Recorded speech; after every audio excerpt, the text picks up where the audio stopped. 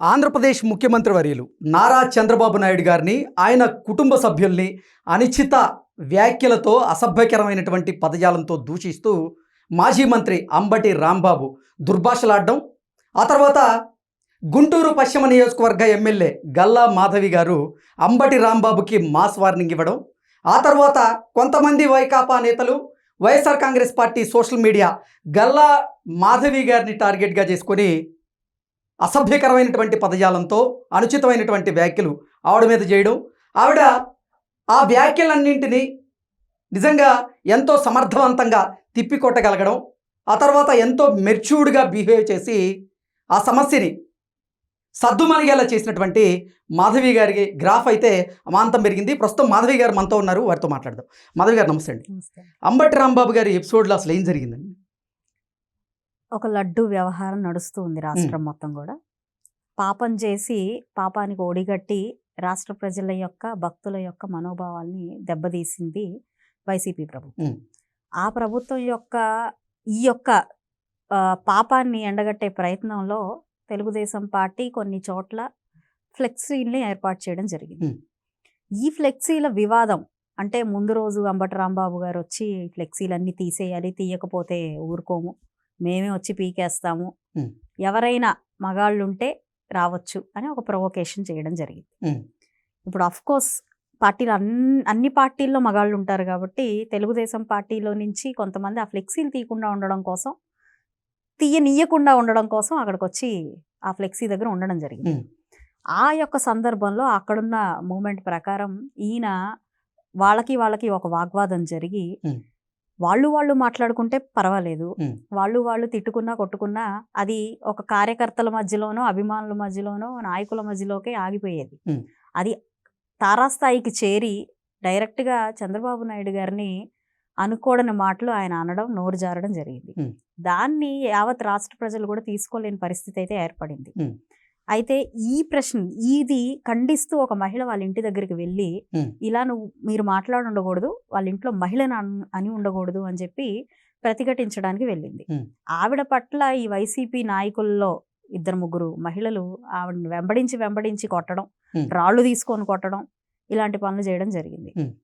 అయితే దీన్ని చూసినన్ని ఆయన మాటల్ని కానివ్వండి, ఈ యొక్క సంఘటనని చూసిన తర్వాత నాకు ఈయన ఖచ్చితంగా క్షమాపణ చెప్పి తీరాల్సిందే, లేకపోతే ఇది మంచి పరిణామాలకి దారి తీయదు అని చెప్పి ఒక ఆలోచన కలిగి ఆయన దగ్గర క్షమాపణ చెప్పించడం కోసం ఆయన ఇంటి దగ్గరికి అయితే కొంతమంది మహిళలతో నేను వెళ్ళడం జరిగింది.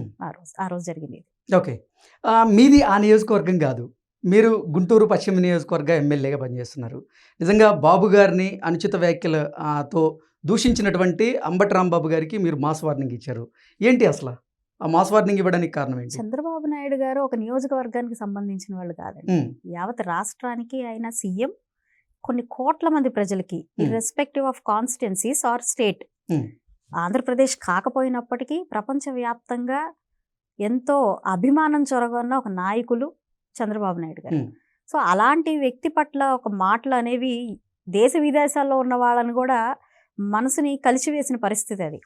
సో నేను నా నియోజకవర్గ వ్యక్తి రాంబాబు గారు అండ్ ఇంటికి వచ్చిన తర్వాత కూడా వాళ్ళ ఇంట్లో నుంచి ఒక ప్రెస్ మీట్ పెట్టి నేనైతే ఆయన్నేమీ అనలేదు, లేదా ఆయన అనుండకూడదు, అయినప్పటికీ నేనేమి తప్పు చేయలేదు, ఎవరొస్తారో రండి, మా ఇంట్లో కుక్క కూడా మీకు భయపడదు అని చెప్పి మళ్ళీ ఆయన ప్రొవోక్ చేయడం జరిగింది.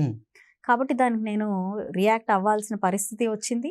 మరి ఆయన స్థాయి వ్యక్తి, 40 సంవత్సరాల నుంచి ఇండస్ట్రీలో ఉన్నాము, రాజకీయ అనుభవం అపారంగా ఉందన్న వ్యక్తే ఈరోజు నోరు జారి ప్రజలకి ఏమి మెసేజ్ ఇస్తున్నాడో తెలియని పరిస్థితుల్లో ఇక సామాన్య ప్రజలు కానివ్వండి, వీళ్ళని నమ్ముకొని వెనకాల ఉన్న కార్యకర్తలు కానివ్వండి, వాళ్ళు ఏ విధమైన ఆలోచన తత్పరతని పెంచుకుంటూ ముందుకెళ్తారు, రానున్న రోజుల్లో రాజకీయాన్ని ఎటు తీసుకెళ్తారు అన్నది ఇక్కడ పెద్ద క్వశ్చన్. సో వీటన్నిటికీ సమాధానం ఆ నోరు జారిన వ్యక్తే ఇవ్వాలి అన్నది నా డిమాండ్. అదే జరిగింది ఆ రోజు. ఓకే, మీరు అంబటి రాంబాబుకి మాస్ వార్నింగ్ ఇచ్చారు. ఆ తర్వాత మీ మీద కొంతమంది వైకాపా నేతలు అలాగే YSR Congress party social media కూడా మిమ్మల్ని టార్గెట్గా పెట్టుకొని మీ మీద కొన్ని కమెంట్స్ చేయడం, మీ మీద కొన్ని పోస్టులు చేయడం, ఇవన్నీ చూస్తూ ఉన్నాం. ముఖ్యంగా రోజా గారు మీ మీద కొన్ని కమెంట్స్ చేశారు. భూమికి ఇంత ఉంటుంది, మొదటిసారి ఎమ్మెల్యేగా గెలిచింది, ఎగిరెగిరి పడుతుంది. పాప పాప అంటూ పాప పాలిటిక్స్ కొత్త అంటూ ఆ పదం అంటే కొంచెం వ్యంగ్యంగా ఆ పదాన్ని మాట్లాడడం జరిగింది. ఏంటి అవన్నీ చూస్తుంటే అసలు ఏమనిపించింది మీకు?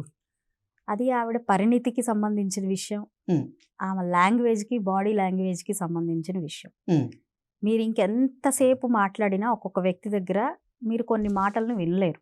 ఉమ్, అంటే నోరు జారి మాట్లాడే మాటలు కానివ్వండి, ఇంకొన్ని మాటలను వినలేరు. మీరు ఎంతసేపు మాట్లాడినా, ఎంతసేపు రెచ్చగొట్టినా, ఉమ్, కొందరి దగ్గర మీరు ఎంత కోరుకున్నా మంచి మాటలు కానివ్వండి, ప్రవచనాలు కానివ్వండి రావు. ఉమ్, సో ఒక వ్యక్తి దగ్గర నుంచి అంతకంటే ఎక్స్పెక్ట్ చేసేది ఏం లేదు కాబట్టి ఇంకా ఆమె మాటలకి కౌంటర్గా నేను ఏం చెప్పగలుగుతాను చెప్పండి.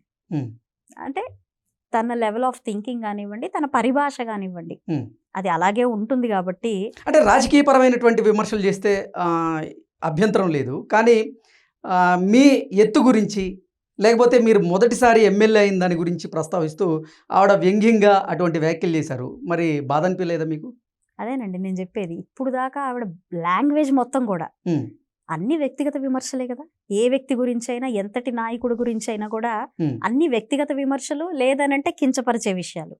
అలా కాకుండా మీరు విధానపరమైన క్వశ్చన్స్ వేయడం కానివ్వండి, ఉమ్, ఇది ఇలా ఎందుకు చేస్తున్నారు అనే క్వశ్చన్ కానివ్వండి, లేదా సరైన వివరాలు తీసుకొని మాట్లాడిన పరిస్థితులు కానివ్వండి, ఉమ్, ఏ నాయకుడి పట్లైనా ఉన్నాయా? బాబు గారి దగ్గర నుంచి కూడా ఈరోజు నిన్నగాక మొన్న వచ్చిన నాలాంటి నాయకుల దాకా కూడా తను మాట్లాడే విధానం మొత్తం పూర్తిగా అదే కదా. ఈరోజు నేను కొత్తగా బాధపడేది ఏముంది? ఇప్పుడు మీరేంటో నాకు తెలిసిన తర్వాత, మీరు ఇంతే అని నాకు తెలిసిన తర్వాత, ఇక నేను ప్రత్యేకించి మీ గురించి బాధపడము లేకపోతే ఇంకేదైనా కౌంటర్ చేయాలని అనుకోవడంలో అర్థం ఏమి లేదు అన్నది నా అభిప్రాయం. అంటే మీ వ్యక్తిత్వాన్ని హననం చేస్తూ మీ ఎత్తు గురించి ఆవిడ కమెంట్ చేస్తూ ఉంటే మరి మీరు ఎందుకు తిప్పికొట్టలేదు దాన్ని? అంటే ఒకటండి, ఈరోజు మనం ఎదుటివాడికి ఇచ్చే వాల్యూని బట్టి, ఉమ్, ఈరోజు నేను ఒక వ్యక్తికి వాల్యూ ఇచ్చే వ్యక్తి నన్ను ఎవరైనా ఏదైనా అంటే ఆ స్థాయి వ్యక్తి నన్ను అనకూడదు కదా అని నేను అనుకుంటాను. ఓకే. ఓకే, దానికి రియాక్ట్ అవుతాను. అలా కాకుండా ఈరోజు చంద్రబాబు నాయుడు గారి స్థాయి వ్యక్తిని అతను అలా అనకూడదు కాబట్టి రియాక్ట్ అయ్యాను కదా. ఉమ్, సేమ్ అలాగే ఈరోజు ఒక వ్యక్తికి ఆవిడ రియాక్ట్ అయిన దానికి నేను సమాధానం చెప్పాలన్నా కూడా నేను ఆ స్థాయికి వెళ్ళిపోవాలి.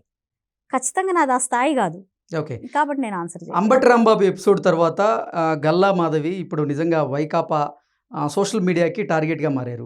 ఈరోజు ఆంధ్రప్రదేశ్లో ఉన్నటువంటి 175 అసెంబ్లీ నియోజకవర్గాలకి ర్యాంకింగ్ వచ్చినట్లుగా, అందులో గుంటూరు పశ్చిమ నియోజకవర్గం చివరి ర్యాంక్లో వచ్చినట్లుగా, అంటే బి గ్రేడ్లో వచ్చినట్లుగా వైకాపా వారు ముఖ్యంగా సామాజిక మాధ్యమాల్లో మీ పనితీరు పట్ల, అంటే అది ఎమ్మెల్యే పనితీరుకు ఉద్దేశించి చేసిందా కాదా అనేది పక్కన పెట్టేసి మిమ్మల్ని టార్గెట్గా చేసుకొని వాళ్ళు ట్రోలింగ్ చేస్తూ ఉన్నారు. దానికి మీరు ఇచ్చే సమాధానం ఏంటి? Don't celebrate too early అంటానండి.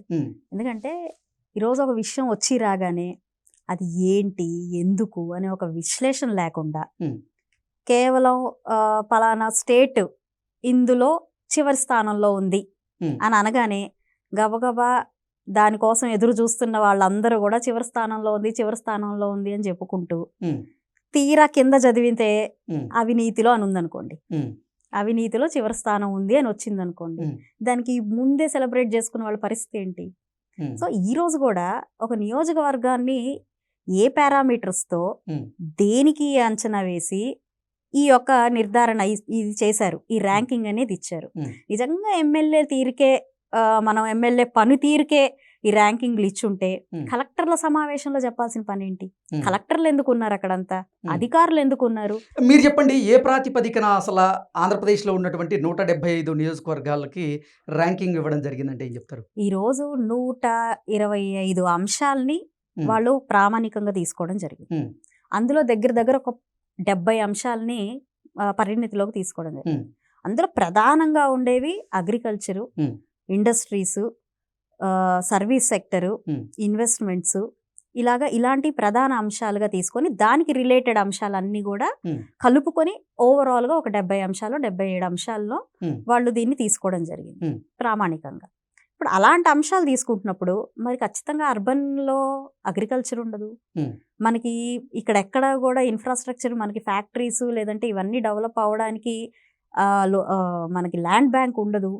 మరి అదే మీరు తీసుకుంటే అదే ప్రామాణికంలో ఉన్నది సర్వీస్ సెక్టర్. అందులో గుంటూరు 97%లో ప్రథమ స్థానంలో ఉంది. ఉమ్, సో ఇది ఓవరాల్గా వాళ్ళు క్యాలిక్యులేట్ చేసిన తర్వాత, అందుకే మీరు గౌరవ చంద్రబాబు నాయుడు గారు మాటలు మీరు వినొచ్చు ఇప్పుడు కూడా, you can see in the social media. Hmm. ఇది ఏ బేస్లో తీసుకుంటున్నారు, ఇది హోలిస్టిక్గా మీరు తీసుకోలేదు. హోలిస్టిక్గా తీసుకోకుండా ర్యాంకింగ్ ఇవ్వడం అనేది ఇట్స్ ఎ రాంగ్ మెసేజ్ వెళ్తుంది. ఈ డేటా అనేది ఇలా కలెక్ట్ చేయడము, ఇలాగ ప్రొపగేట్ చేయడము తప్పు, కరెక్ట్ కాదు అని చెప్పి వెంటనే ఆయన అక్కడ చెప్పడం జరిగింది. ఎందుకంటే ఒక్క అంశం మనకు సూట్ అవుతుందా లేదా అన్న అంశాన్ని కాకుండా మనకి నాన్ సూటబుల్ అంశాన్ని తీసుకొచ్చి మీరు అందులో 0 ఉన్నారు అంటే అది అసలు దానికి ఆన్సర్ ఎక్కడ ఉంటుందండి మనకి? అంటే 175 అసెంబ్లీ నియోజకవర్గాల ర్యాంకింగ్లో గుంటూరు పశ్చిమ నియోజకవర్గం చివరి స్థానంలో ఉంది, బి గ్రేడ్లో ఉందని అది చెబుతూనే మీ పనితీరు పట్ల, అలాగే ఆ నియోజకవర్గంలో మీరు అసలు ప్రజలకి అందుబాటులో ఉండరు, ప్రజలతో మమేకం అవరు అన్నట్లుగా అది కూడా టార్గెట్గా చేసుకొని ఇప్పుడు ట్రోల్ చేస్తూ ఉన్నారు. వారికి మీరు ఇచ్చే సమాధానం అంటే ఏంటి? ట్రోలింగ్ అనేది ఎలాగైనా చేసుకోవచ్చండి. అసలు నేను ఎమ్మెల్యేనే కాదు అని కూడా చేసుకోవచ్చు. ఓకే, కాకపోతే ఉన్నానా లేదా అన్నది మీరు స్థానికంగా వచ్చి సర్వే చేసుకోవాలి. ఎవరు చెప్పాలి మీకు అది? మీరు టీవీ ఛానల్ ముందు కూర్చోనో లేకపోతే మీ ఇంట్లో ప్రెస్ మీట్ పెట్టో కాదు కదా చెప్పాలి. ఎవరు చెప్పాలి? ఎవరు చెప్పాలి అని అంటే స్థానికంగా నేను ఎమ్మెల్యేగా ఉన్న ఆ యొక్క నియోజకవర్గ ప్రజలు చెప్పాలి. నేను పని చేస్తున్నానా, అవైలబుల్గా ఉన్నానా లేదా అన్నది వాళ్ళు చెప్పాలి. మరి పోనీ వాళ్ళ దగ్గర కనీసం పట్టుమని 10 మంది దగ్గర అయినా సర్వే తీసుకున్నారా? ఉన్నానో లేదో తెలియడానికి లేదు. మీరు మీడియా ముందు నుంచొని ఏదో అంబటి రాంబాబు గారి ఇష్యూ జరిగింది కాబట్టి దాన్ని సబ్సైడ్ చేయడానికో, దాన్ని అడ్వాంటేజ్ తీసుకుంటూ నా మీద మళ్ళీ బురద చల్లడానికో వాడుకుంటున్న అంశంలాగా ఇది కనపడుతుంది తప్ప, ఎక్కడో జరిగిన కలెక్టర్ సమావేశంలో ఓవరాల్గా నియోజకవర్గంలో పెట్టుబడుల విషయంలో, అగ్రికల్చర్ విషయంలో, ఇండస్ట్రీస్ విషయంలో తీసుకున్న ప్రామాణికాలు బేస్ చేసుకొని పశ్చిమ నియోజకవర్గం కిందుంది అన్న అభిప్రాయం, లేదంటే కిందుంది అన్న సమాచారం అధికారులు ఇచ్చిన దానికి ఇక్కడ నా పనితీరుకి ఏ రకమైన సంబంధం అన్నది నాకు అర్థం కావట్లేదు. ఇందాక చెప్పాను నేను, పలానా స్టేట్ దాంట్లో కింద స్థాయిలో ఉంది అనగానే సెలబ్రేట్ చేసుకుంటున్నట్టు అది అవినీతిలో కింద స్థాయిలో ఉంది అంటే అది మంచి విషయం కదా. ఇక్కడ నాకు సంబంధమే లేని విషయాన్ని పారామీటర్గా పెట్టేసి దాన్ని మళ్ళీ నా పనితీరుకి పెడితే, నేను ఒక మాట చెప్తాను, పనితీరునే అందుబాటులో ఉన్న అంశాలను, పనితీరును మనం పరిగణలోకి తీసుకొని ఈరోజు నాకు ర్యాంక్ ఇవ్వాలి అని అనుకుంటే, గెలిచి మనకి నమ్మి ఓటేసిన 11 నియోజకవర్గాలు ఉన్నాయి కదా, వాళ్ళందరూ అందుబాటులో ఉన్నారా? గెలిపించిన ప్రజల కోసం వాళ్ళు అసెంబ్లీకి వచ్చి మాట్లాడుతున్నారా? ఎగ్జాక్ట్లీ. కనీసం వాళ్ళకంటే కూడా నేను పైన లేనంటారా? ఓకే, ఏంటి జగన్మోహన్ రెడ్డి బడ్జెట్ సమావేశాలకైనా సరే హాజరయ్యేటువంటి అవకాశం ఉందా లేదా? అసెంబ్లీకి వస్తాడా రాడా అంటే ఏం చెప్తారు? వస్తే బాగుంటుందని చెప్తాను. అంతకంటే వస్తాడా రాడా అనే జోష్యం అయితే నేను చెప్పలేను, కానీ ఖచ్చితంగా వస్తే చాలా బాగుంటుంది. ఆయన గెలిపించుకున్న ప్రజలు ఎవరైతే ఉన్నారో ఆ నియోజకవర్గాలు 65 రోజుల పాటు సభకి గైర్ హాజరైతే ఆ సభ్యుడి మీద, ఆ పార్టీ మీద, అంటే వారి మీద వేటుపడేటువంటి అవకాశం అయితే ఉంది. సో వైఎస్ఆర్ కాంగ్రెస్ పార్టీ అధినేత జగన్మోహన్ రెడ్డి, అలాగే వైకాపా ఎమ్మెల్యేలు మిగతా వారు కూడా వచ్చి సంతకం పెట్టి వెళ్ళిపోతారనేటువంటి చర్చ జరుగుతోంది. ఏంటి నిజంగా జగన్మోహన్ రెడ్డి ఈసారైనా సరే అసెంబ్లీ సమావేశాల్లో పాల్గొనేటువంటి అవకాశం ఉందా? ఆ ధైర్యం చేయగలదా అంటే ఏం చెప్తారు? ఇక్కడ ధైర్య సాహసాల కంటే కూడా ప్రజల యొక్క నమ్మకం గెలవడం చాలా ఇంపార్టెంట్. వాళ్ళు మిమ్మల్ని నమ్మే కదా ఓటేశారు, మరి ఆ నమ్మకాన్ని ఉంచాల్సిన బాధ్యత మీ మీద ఉంది కదా. వాళ్ళ నమ్మకం కోసం మీరు ఇక్కడికి రావాలి తప్ప ఇక్కడ ఏదో బల ప్రదర్శన, ధైర్యాలు అధైర్యాలు, మీరు భయపడడానికి రీజన్ ఏముంది? దేనికి భయపడాలి? మీరు కౌన్సిల్లో మీ ఎమ్మెల్యేలు వస్తున్నారు, మాట్లాడుతున్నారు, ప్రజల సమస్యలను తీసుకొస్తున్నారు, లేదా ప్రభుత్వాన్ని క్వశ్చన్ చేస్తున్నారు, సమాధానాలు పొందుతున్నారు. మీకు వచ్చిన కొత్త భయం ఏంటి? ఎందుకు రావట్లేదు మీరు? సో వస్తారా రారా అంటే అది రావాలి అనే నేను కోరుకుంటున్నాను, అది ప్రజల కోసం రావాలనుకుంటున్నాను. ఇక్కడ మేము భయపెడితే మీరు భయపడే పరిస్థితుల్లో ఏమీ లేరు, మేము భయపెట్టే పరిస్థితుల్లో అంతకంటే లేము. ఖచ్చితంగా మీరు అడిగిన ప్రతి సమాధానం, క్వశ్చన్కి ఆన్సర్ ఇచ్చే పరిస్థితిలోనే ఉంటాం. ఓకే, అంటే ఇప్పుడు లడ్డు ఇష్యూ దేశవ్యాప్తంగా చర్చనీయాంశంగా మారింది. అసలు సిట్ ఇచ్చినటువంటి నివేదిక ప్రకారంగా అది నెయ్యే కాదు, నెయ్యిలో కల్తీ జరగడం కాదు, అసలు అది నెయ్యే కాదు అంటూ సిట్ రిపోర్ట్ ఇచ్చింది. కానీ వైకాపా అధినేత జగన్మోహన్ రెడ్డి, అలాగే వైకాపా నేతలు కూడా దాన్ని తొక్కిపెట్టి అసలు నెయ్యిలో జంతువుల కొవ్వు లేదు, పంది కొవ్వు లేదు అనే దాన్ని ఎక్కువ ప్రచారం చేసేటువంటి ప్రయత్నం చేస్తూ ఉన్నారు. ఏంటి అంటే ఇన్ని అంశాలు ఇప్పుడు చర్చ జరుగుతున్నటువంటి నేపథ్యంలో బడ్జెట్ సమావేశాలకి జగన్మోహన్ రెడ్డి హాజరవుతారంటారా? ఈరోజు ఒక అంశం గురించి ఒక అభిప్రాయం వచ్చిందో లేదంటే ఒక నిర్ధారణ తేలినప్పుడు Hmm. అందులో తప్పు జరిగింది. తప్పు జరిగినప్పుడు దాన్ని మనం యాక్సెప్ట్ చేయాలి. కాదు నేను తప్పే చేయలేదు అని ఎంతసేపటికి దాన్ని కవరప్ చేసుకుంటూ ఉంటే అది ప్రజలు చూస్తున్నారు. Hmm. మీరు ఫేస్ చేయలేకపోతున్నారు అన్నది ప్రజలు చూస్తున్నారు. మీరు దీన్ని ఫ్యాబ్రికేట్ చేస్తున్నారు, పదే పదే మేము చేయలేదు మీరే చేస్తున్నారు Hmm. అన్నది ప్రజలు చూస్తున్నారు. సో ఇక్కడెక్కడా కూడా ప్రజలు కళ్ళు మూసుకొని లేరు. Hmm. కాబట్టి మీరు ధైర్యంగా అన్నా ఎదుర్కోండి, లేదా యాక్సెప్ట్ చేయండి. తప్పు జరిగిపోయింది అని క్షమాపణ అన్నా చెప్పండి. ఏం చేయాలన్నా ప్రజాక్షేత్రంలో తేల్చుకోవాలి. మీరు అసెంబ్లీకి వచ్చి నుంచుని మాట్లాడాలి అని చెప్పి నేను ఈ సందర్భంగా కోరుకుంటాను. ఓకే, నిజంగా అఖిలాండ కోటి బ్రహ్మాండ నాయకుడు, కలియుగ ప్రత్యక్ష దైవం, దేవదేవుడిగా భావించేటువంటి తిరుమల శ్రీవారి మహాప్రసాదం అయినటువంటి లడ్డూ తయారీలో అసలు నెయ్యి కానటువంటి నెయ్యిని ఉపయోగించారు. ఆ నెయ్యిలో కూడా లప్సా అనేటువంటి ఒక రసాయనాన్ని కలిపారనేటువంటి నివేదికలు వస్తూ ఉన్నాయి. ఆ లప్సా ఏమో టాయిలెట్ క్లీనర్గా వాడుతూ ఉంటారు. ఆ లడ్డు తిన్న చిన్నారుల పరిస్థితి ఏంటి అంటే ఏం చెప్తారండి? ఈరోజు కల్తీ అనేది చాలా చాలా రూట్ మారిపోయి వెళ్ళిపోతూ ఉంది. ఎక్కడ చూసినా కల్తీ కనబడుతుంది. మనకి ప్రజలకు కూడా ఆ అట్రాక్టివ్ కలర్స్ కానివ్వండి, ఆ టేస్ట్ కానివ్వండి కోరుకుంటున్నారు. మనకు బేకరీల దగ్గర నుంచి రెస్టారెంట్ల దాకా కూడా ఈ కలర్ఫుల్ థింగ్స్ అనేవి వెళ్తూ ఉన్నాయి. అయితే ఒక స్థాయి కల్తీని ఒక రకంగా చూడొచ్చు. అదే మనం ఒక భగవంతుడికి నివేదించేది, మనం పవిత్రంగా భావించేదే కల్తీ అవుతుంటే అక్కడ చూడాల్సింది ఆ ఐటమ్ గానో ఫుడ్ ఐటమ్ గానో కాదు, లేదా ఆరోగ్యపరంగా మాత్రమే కాదు, అది భక్తుల మనోభావాలకు సంబంధించింది, వాళ్ళ విలువలకు సంబంధించింది, వాళ్ళు పెట్టుకున్న నమ్మకానికి సంబంధించింది. ఇన్ని అంశాల మీద ఎక్కడ కూడా మీకు ఒక సెన్సిటివ్ భావన లేకుండా ఇది నిజంగా ఒక స్వీట్ షాప్లో దొరికే ఒక లడ్డూనే దాన్ని మనం కల్తీ చేసి లాభం పొందుదాము, దాంట్లో నుంచి మనం ఏదైనా సంపాదించుకుందాము అనే ఒక భావన మీకు కలుగుతుంది అంటే ఇక్కడ మనం చూడాల్సింది మీ మైండ్ సెట్ని. ఆ మైండ్ సెట్ ఎలా ఉంది అని అంటే, అధికారం వస్తే దుర్వినియోగం ఏ స్థాయికైనా మేము చేస్తాం. అది భగవంతుడైనా పర్వాలేదు, కింద అంగన్వాడీలో గుడ్లైనా పర్వాలేదు, ఏదైనా కూడా కాదేది అనర్హం స్కాములకి అన్నట్టుగా చిన్న గుడ్డు స్థాయి దగ్గర నుంచి పైన భగవంతుడి దాకా కూడా ఇది పాక్కుంటూ వెళ్ళింది అంటే విధానాలు, ఆలోచన విధానం. ఓకే, జగన్మోహన్ రెడ్డి ఏమో అసలు అడల్ట్రేషన్ జరగలేదని చెప్తున్నాడు. అలాగే తిరుమల తిరుపతి దేవస్థానం పాలక మండలి మాజీ చైర్మన్గా పనిచేసినటువంటి వైవి సుబ్బారెడ్డి మాత్రం అడల్ట్రేషన్ జరిగి ఉండొచ్చు, కానీ అధికారులు చేసి ఉండొచ్చు, నాకు సంబంధం లేదంటూ ఆయన చెప్తున్నారు. అంటే వైకాపా నుంచే 2 వర్షన్లు వినపడుతూ ఉన్నాయి. ఎలా చూడాలంటారు? అంటే ఒక తప్పు అనలేను, పాపం అనాలి. ఒక పాపం జరిగింది, ఈ పాపం మీరు చెయ్యలేదు అని కవరప్ చేసుకోవడానికి ప్రయత్నించారు. ఇది మా పాపం కాదు మీదే అని చెప్పి తిప్పికొట్టడానికి ట్రై చేశారు. కాదు ఇది పాపం కాదు, ఇది తప్పు అని మళ్ళీ చెప్పుకునే ప్రయత్నం చేస్తూ ఉన్నారు. అంటే ఛాన్స్ దొరికితే, అంటే అందితే జుట్టు అందకపోతే కాళ్ళు అనే విధానం ఏదైతే ఉంటుందో నాకైతే అదే కనిపిస్తూ ఉంది. ముందు మనం రిపోర్ట్ అనేది ఈ మనకి ఎన్డీడీబీ రిపోర్ట్ ఏదైతే వచ్చిందో దాని ప్రామాణికం చేసుకొని మనం లేవనెత్తిన అంశాన్ని అది కాదు అని చెప్పి సిట్ వేయడం జరిగింది. సిట్టులో ఉన్న నివేదికను బేస్ చేసుకొని అది కదా అన్నారు మీరు, ఇది కాదు కదా అని చెప్పి దాన్ని మళ్ళీ డైవర్ట్ చేసుకోవడం జరుగుతుంది. జరిగింది కల్తీ, అది సామాన్య ఫుడ్ ఐటమ్ కాదు, అది మనోభావాలకు సంబంధించిన విషయం.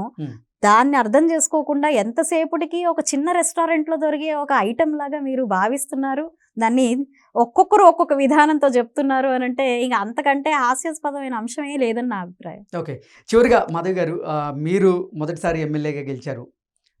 ఇప్పటికీ మీరు గెలిచి 1.5 year దాటింది. ఈ 18 నెలల కాలంలో మీ నియోజకవర్గంలో మీరు చేసినటువంటి అభివృద్ధి గురించి చాలా ఉన్నాయండి. ఇప్పటికే దాదాపుగా ఈ 2 సంవత్సరాల్లోనే 150 కోట్లకు పైగా అభివృద్ధి కార్యక్రమాల్ని చేపట్టడం జరిగింది. ప్రజలకి రోడ్లు, వాటరు, డ్రైనేజ్ సిస్టము, శానిటేషను, మరి దోమలతో విపరీతంగా బాధపడుతున్న పరిస్థితులు, వీటన్నిటి మీద ఫోకస్ చేయడం జరిగింది. ట్రాఫిక్ ఇష్యూస్ చాలా ఉండేవి, వాటన్నిటి మీద ఫోకస్ చేయడం ఎక్కువగా. ఆ నియోజకవర్గ ప్రజల నుంచి ఎటువంటి సమస్యలు లేవనెత్తుతూ ఉన్నారు వాళ్ళు? లా అండ్ ఆర్డర్ అనేది, అంటే గంజా అనేది విపరీతంగా పెంచి పోషించిన క్రమంలో గత 5 ఏళ్లలో ఇప్పుడు ఏమవుతుందంటే దాని నుంచి తప్పించుకునే ప్రయత్నానికి చాలా ఎనర్జీని పెట్టుకోవాల్సి వస్తుంది. కాబట్టి దాని మీద స్పెషల్ డ్రైవుల్ని పెట్టి దాన్ని అరికట్టే ప్రయత్నం చేయాల్సి వస్తుంది. దాని మీద అది చేస్తూ ఉన్నాము. చాలా ఏరియాల వరకు ఆ గంజా సమస్యను మాత్రం బయటికి తీసుకురాగలుగుతున్నాము. ఇక అదే విధంగా మనకి ఈ స్కాములు అంటే నమ్మించి డబ్బులు మోసం చేసేసి, ఎలాగంటే మనకు ఆర్థిక నేరాలు అంటారు కదా, చిట్టీలని కానివ్వండి, చేబదులు తీసుకోవడం కానివ్వండి, ఇలాంటి అంశాలన్నీ కూడా అంటే ఉద్యోగాలు ఇస్తాం మాకు డబ్బులు వేసిన వాళ్ళు కానివ్వండి, ఇట్లాంటి వాటికి బాగా బలైపోయిన వాళ్ళు చాలా మంది మా దగ్గరికి సమస్యలతో వస్తూ ఉంటారు. ఇక స్పెషల్గా మహిళల కోసం ఒక గ్రీవియన్స్ని ఎవ్రీ ట్యూస్డే రన్ చేస్తూ ఉన్నాను. అందులో భాగంగా ఉమెన్ వాళ్ళ సమస్యలతో బాగా వస్తూ ఉన్నారు. అంటే వాళ్ళ వర్క్ ప్లేస్లో హెరాస్మెంట్స్ కానివ్వచ్చు, చెప్పుకోలేని విషయాలు కావచ్చు, ఇలాగే ఇంట్లో చెప్పకుండా ఏదో లాభం వస్తుందని ఇంకొకరికి డబ్బులు ఇవ్వడం కావచ్చు, అది రాని పక్షంలో వీళ్ళు మహిళలు కాబట్టి ఎవరిని అడగాలో తెలియని పరిస్థితి, ఎవరికి చెప్పుకోవాలో తెలియని పరిస్థితి కావచ్చు. ఇలాగ అనేక అంశాలు మా దృష్టికి రావడం, వాటన్నిటికీ దాదాపుగా 80 to 90% సమస్యలు తీర్చడం జరుగుతుంది. ఇంకా కూడా మనకి పాలసీ మ్యాటర్స్ అయినా కొత్త పెన్షన్లు కావచ్చు, హౌసింగ్ కావచ్చు, ఇలాంటి అంశాలు ఎదురు చూస్తూ ఉన్నాయి గవర్నమెంట్ పాలసీ కోసం. రానున్న రోజుల్లో వాటికి కూడా పరిష్కారం వస్తుంది అనుకుంటున్నాను. ఓకే. అంటే గతంలో వైకాపాకు చెందినటువంటి కొంతమంది ఎమ్మెల్యేలు ఓడిపోవడానికి ప్రధాన కారణం ఏంటంటే ప్రజలతో వారు మమేకం అవ్వకపోవడం, వారి సమస్యలను పరిష్కరించకపోవడం ప్రధానంగా ఉంది. నిజంగా ఓడిపోయిన తర్వాత వాళ్ళంతటా వాళ్ళే బయటకు వచ్చి వాలంటీర్ వ్యవస్థ వల్ల మేము ఓడిపోవాల్సి వచ్చింది, వాలంటీర్ వ్యవస్థ వల్ల ప్రజలకి మధ్య మాకు గ్యాప్ పెరిగిందని చెప్తూ ఉన్నారు. మీరు ఇప్పుడు ప్రజలతో మమేకమైనటువంటి ప్రయత్నం చేస్తున్నారు కదా, సో ప్రజల నుంచి ఎటువంటి స్పందన వస్తుందంటారు?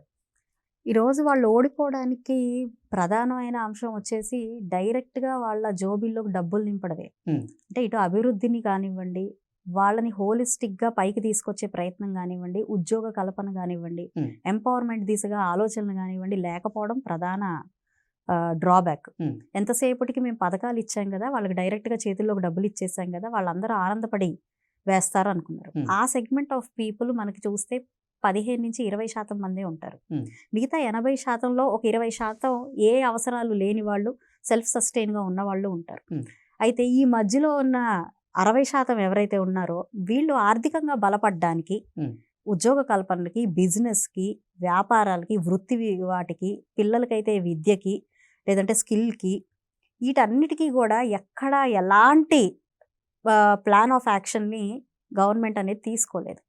దీనివల్ల ఏమైంది అని అంటే మన పిల్లలందరూ పక్క రాష్ట్రాలకు వెళ్ళిపోవడం, చదువు సంధ్యలకు కూడా ఎక్కడికో వెళ్ళి మనం చేసుకోవాల్సిన పరిస్థితి రావడం, చిన్న చిన్న ఉపాధులకు కూడా ఇసుక లేక బయటికి వెళ్ళిపోవడం, పెట్టుబడులు రానియకుండా కంపెనీస్ అన్నిటినీ బెదిరించడం వల్ల పక్క రాష్ట్రాలకి పెట్టుబడులు వెళ్ళిపోవడం, రియల్ ఎస్టేట్ మొత్తం కూడా కుదేలైపోవడం, 3 రాజధానులు 3 ముక్కల ఆటలు ఆడడం వల్ల అనిశ్చితి ఒకటి ఏర్పడి మనం ఉంటే ముందుకు వెళ్ళగలుగుతామో లేదో అనే ఒక భావాన్ని, ఒక భయాన్ని క్రియేట్ చేయడం వల్ల రియల్ ఎస్టేట్ రంగం మొత్తం కుదేలైపోవడం, ఇలాగ అనేక అంశాలు, అంటే ఎదిగే అంశాలు, ఎదగాల్సిన అంశాలు, మన రాష్ట్రాన్ని ముందుకు తీసుకెళ్లే అంశాల మీద ఫోకస్ చేయకపోవడం వల్ల కేవలం డబ్బులు డైరెక్ట్గా ఇచ్చేస్తున్నాం, మన కోట్లు వచ్చేస్తాయి అనే ఒక ఆలోచనతో వాళ్ళు ఈ పని చేయడం జరిగింది. ఇక వాలంటరీ సిస్టమ్ని ఇంట్రడ్యూస్ చేసి మేము బోల్డంతా ఉద్యోగ కల్పన చేశామని చెప్పి మాట్లాడారు. వాలంటరీ సిస్టమ్ని మీరు దేనికి వాడుకున్నారో ఈరోజు రాష్ట్ర ప్రజలందరికీ తెలుసు. ఓటేస్తున్నప్పుడు ప్రతి ఒక్కరికి కూడా తెలుసు.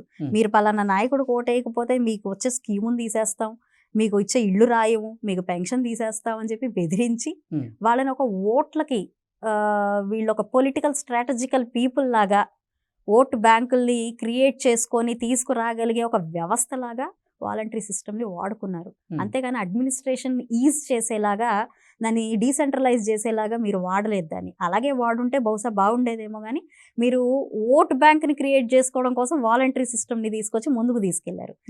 ఇన్ని డ్రాబ్యాక్స్ పెట్టుకొని ఎందుకు గెలవలేదో, ఎందుకు ఓడిపోయామో అనే ఒక ఆలోచనతో ఇంకా ఉన్నారు. ప్రజల్ని కలవలేక కాదు, అదే ఎలాగూ జరగదు. ఇప్పుడు చేస్తుంది ఏదో, అప్పుడు జరిగింది అదే. ప్రజలు కలవడం అంటే వారి దృష్టిలో పాదయాత్ర చేయడమే.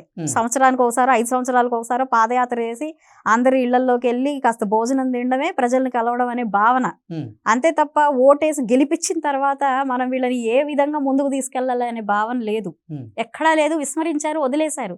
ఈ రోజుకి జరుగుతుంది అదే. తప్పులు చేసిన వాళ్ళని పరామర్శించడానికి వెళ్ళే ఆ కాస్త సమయం ఒక 4 రోజులు నియోజకవర్గంలో స్పెండ్ చేసి మీ సమస్యలు ఏంటి అని ఆ ప్రజలను అడిగితే చాలా సమస్యలకు పరిష్కారం వస్తాయి. కానీ ఆ విధి విధానంలో లేరు. కాబట్టి వాళ్ళు చేసిన తప్పులు కూటమి ప్రభుత్వం ఎట్టి పరిస్థితుల్లో చేయదు. ఎందుకు అనంటే ఆ విధానమే చంద్రబాబు నాయుడు గారి విధానం కాదు. ఆయన ఎప్పుడు కూడా విజన్, ఈరోజు నేను ఉన్నా లేకపోయినా రేపు అన్నది మాత్రం నా భావితరాలకి రావాలి అన్న ఒక అద్భుతమైన ఆలోచన తత్పరత. మహర్షులకు మాత్రమే ఉండే ఆలోచన, అది నేను ఘంటాపథంగా చెప్పగలుగుతాను. స్టేట్ అనేది డెవలప్ అవ్వాలి. నా ప్రజలు అనేవాళ్ళు పక్క రాష్ట్రాలకు వెళ్ళి ఊడిగాలు చేయకూడదు. ఈ రోజు పిల్లలు ఇక్కడి నుంచి విదేశాలకు వెళ్ళి బాత్రూమ్లు కడగడానికైనా పర్లేదు, మేము మాత్రం ఇక్కడి నుంచి వెళ్ళిపోవాలని అనుకుంటున్నారంటే దాని అర్థం ఏంటి? అక్కడ ఉన్న మౌలిక వసతుల కల్పన కావచ్చు, మంచి శాలరీ కావచ్చు, లైఫ్ స్టైల్ కావచ్చు, అది నా దగ్గరే ఉండాలి. నా పిల్లలు, నా భవిష్యత్తు, నా ఫ్యూచర్ ఇక్కడే ఉండాలి అనే ఆలోచన చంద్రబాబు నాయుడు గారిది కూటమి ప్రభుత్వం చేస్తుంది. ఈరోజు ఇంత హోలిస్టిక్ గా ఒక ఫ్యామిలీని హ్యాపీగా, హెల్దీగా, వెల్దీగా ముందుకు తీసుకెళ్లాలనే ఆలోచనతో కూటమి ప్రభుత్వం పనిచేస్తున్నప్పుడు నాకు తెలిసి మళ్ళీ అట్ ద సేమ్ టైం మీరేదైతే ప్రజలకి అలవాటు చేశారో సంక్షేమాన్ని, దానికి రెట్టింపునిస్తూ, తగ్గించడం కాదు రెట్టింపునిస్తూ, ఒక పక్కన రెట్టింపునిస్తూ, అదే విధంగా వాళ్ళు ఎక్కడైతే ఫెయిల్ అయ్యారో, అది అసలు వాళ్ళు ఫెయిల్ అయ్యారనుకో, అసలు వాళ్ళకి ఆలోచన కూడా లేదు. మన విధానాలు మనం తీసుకెళ్తూనే పక్కన విధానాలు కూడా వీళ్ళు ఎందుకు అట్రాక్ట్ అయ్యారనే ఒక అనాలిసిస్తో, ఆలోచనతో ఇంకొంచెం ఎక్కువే ఇచ్చి మన రాష్ట్రాన్ని మనం కాపాడుకోవాలి అనే ఒక ఉద్దేశంతో ఈరోజు ప్రతి ఒక్క డిజైన్ కూడా చేయడం జరుగుతూ ఉంది. కాబట్టి 100% కూటమి ప్రభుత్వం ఎప్పటికీ ప్రజాదరణతో ముందుకెళ్తుందే తప్ప వీళ్ళు రారేమో, వాళ్ళు వస్తారేమో అన్న భావన మాత్రం ఎట్టి పరిస్థితిలో ఉండదు. ఆంధ్రప్రదేశ్లో కూటమి ప్రభుత్వం కొలువు తీరిన తర్వాత ఆంధ్రప్రదేశ్ రాష్ట్రానికి భారీగా పెట్టుబడులు అయితే వస్తున్నాయి. ఎన్నో కార్పొరేట్ సంస్థలు ఆంధ్రప్రదేశ్ ప్రభుత్వంతో ఎంఓయూలు కూడా కుదుర్చుకుంటూ ఉన్నాయి. విశాఖ కేంద్రంగా జరిగినటువంటి భాగస్వామ్య సదస్సు ద్వారా ఆంధ్రప్రదేశ్ రాష్ట్రానికి 20 లక్షల కోట్ల రూపాయల మేర పెట్టుబడులుగా వచ్చాయి. 10 లక్షల మందికి పైగా ప్రత్యక్ష పరోక్ష ఉపాధి అవకాశాలు దక్కుతున్నాయి అన్నట్లుగా చంద్రబాబు గారు చెప్తూ ఉన్నారు. అయితే ఇప్పుడు రాష్ట్రాభివృద్ధిని అడ్డుకునేందుకు జగన్మోహన్ రెడ్డి ఈ కూటమి ప్రభుత్వాన్ని విచ్ఛిన్నం చేసేలాగా, అంటే ఈ కూటమిని విచ్ఛిన్నం చేసేలాగా, కమ్మ కాపు సామాజిక వర్గాల మధ్య గొడవ పెట్టేలాగా ఆయన వ్యూహరచన చేస్తున్నారు. అందులో భాగంగానే మొన్న అంబటి రాంబాబు ఎపిసోడ్ని హైలైట్ చేస్తూ కాపు మీద దాడిగా దాన్ని సమాజంలో చిత్రీకరించేటువంటి ప్రయత్నం చేస్తున్నారు అనేటువంటి ఆరోపణలు వస్తున్నాయి. ఎలా చూస్తారు? 100% కరెక్ట్ అని చెప్తానండి. ఎందుకంటే మనం అభివృద్ధి చేయలేము, చేసే వాళ్ళని ముందుకు తీసుకెళ్ళలేము. ఈ రోజున్న పరిస్థితి అదే. నిజంగా అది కాకపోయి ఉంటే, మీ ఆలోచన ప్రజల కోసమే, వాళ్ళ అభివృద్ధి కోసమే, మాకేమి పదవే కావాలి అన్న అజెండా ఏమి లేదు అని అనుకుంటే, మీరు ఓకే అన్న రాజధానిని 3 ముక్కలు చేయరు, పోలవరాన్ని మీరు అలాగా వదిలేయరు. కాబట్టి చిన్న చిన్న అంశాలనే పట్టించుకోలేని విధి విధానంతో, ఆలోచనతో మీరున్నారు. ఎంతసేపటికి మన ఎజెండా సీట్, ఆ సీటు నాకు కావాలి, దానికి ఏం చేయాలి, ఏది దొరికితే అది వాడుకోవాలి. ఒక ఘర్షణని వాడుకోవచ్చు, ఆ ఘర్షణలో ఒక కాపు కార్డు వాడుకోవచ్చు, లేదంటే ఒక శవాన్ని వాడుకోవచ్చు, ఒక ఇన్సిడెంట్ని వాడుకోవచ్చు, ఏదైనా మనం వాడేసుకోవచ్చు. వాడుకునే విధానం ఎలా ఉంది అంటే, ఈ కూటమి ప్రభుత్వాన్ని విచ్ఛిన్నం చేయాలి. ప్రజల్లో ఒక లేనిపోని భయాన్నో లేదంటే లేనిపోని అనుమానాన్నో క్రియేట్ చేయాలి. తద్వారా మనకు వచ్చే లాభం ఏంటి అని అంటే, మనకి ఎంతో కొంత లాభం ఉంటుంది, రేపొద్దున మనని ఆదరించడానికి ఒక అవకాశం ఉంటుంది అనే ఒక భావన.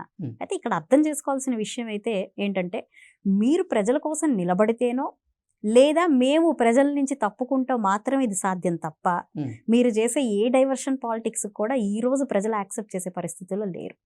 ఎందుకు లేరు అని అంటే కూడా నేను చెప్తాను. చాలా అవగాహన అనేది వచ్చింది. అది దాని పుణ్యం కూడా మీ 5 ఏళ్ల పాలనే.